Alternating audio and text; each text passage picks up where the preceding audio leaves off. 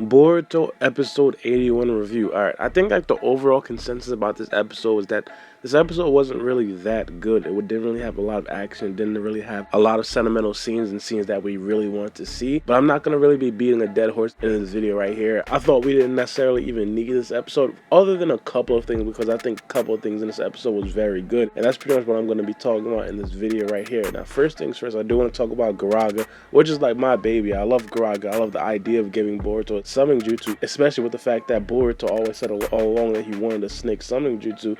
In this episode, Garaga really helped Boruto in terms of talking Boruto through exactly what he's going through and feeling as of right now. And I know some of you guys probably didn't even really care about this, but this is actually building character for Garaga as a summoning jutsu for Boruto. It's building that bond between Boruto and Garaga. Now, I don't necessarily know if Garaga himself is going to understand or know about this dream that Boruto had, or if it's just going to be an idea that Boruto knows that he had that connection with Garaga before. But Garaga in this episode basically told Boruto, like, hey, you can't run from your pains, you can't run from your fears.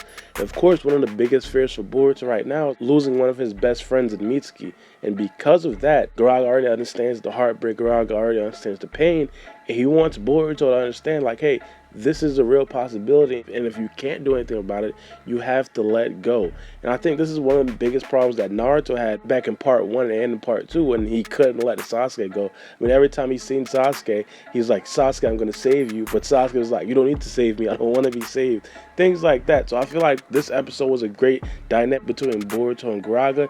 Too bad it only lasted like 5 minutes. I really wanted to see some more action between Garaga and Boruto. But during that back and forth, Boruto also answered another question that a lot of people had. Was Boruto going to continue to go after Mitsuki? And of course, as Boruto said, he was going to continue to go after Mitsuki, basically try to look for Mitsuki, or quote-unquote save Mitsuki from whatever he's going through. And I think no one really expected Boruto to not do that, but it was just that we wanted Boruto to confirm it for himself. Now, the other thing I do want to talk about in this episode is, of course, the Okuda that basically built the bond with Inojin.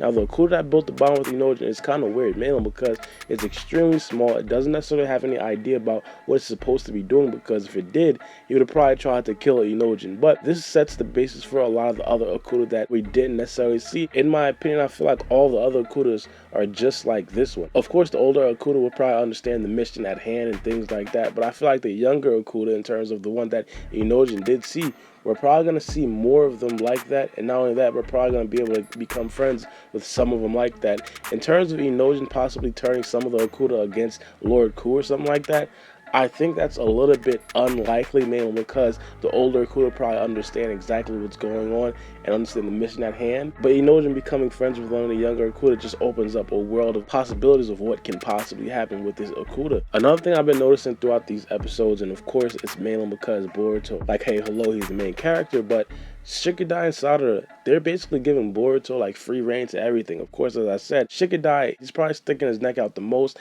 Like, he told his dad, trust me, things like that. His dad trusted him.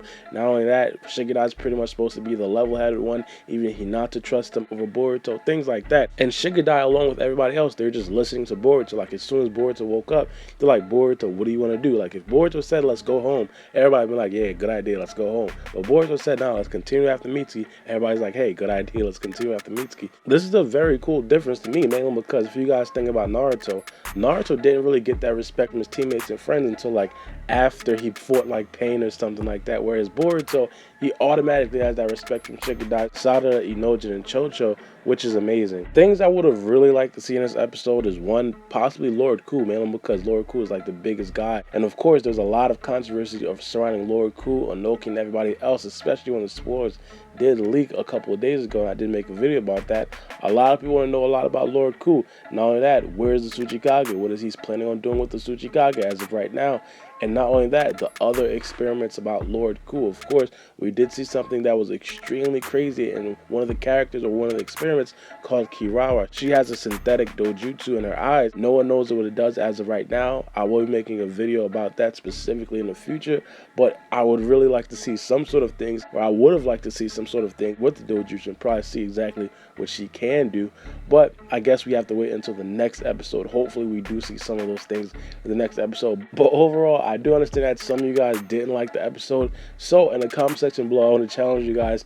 Give me one thing that you really liked about this episode and one thing that you're really looking forward to in the next couple of episodes.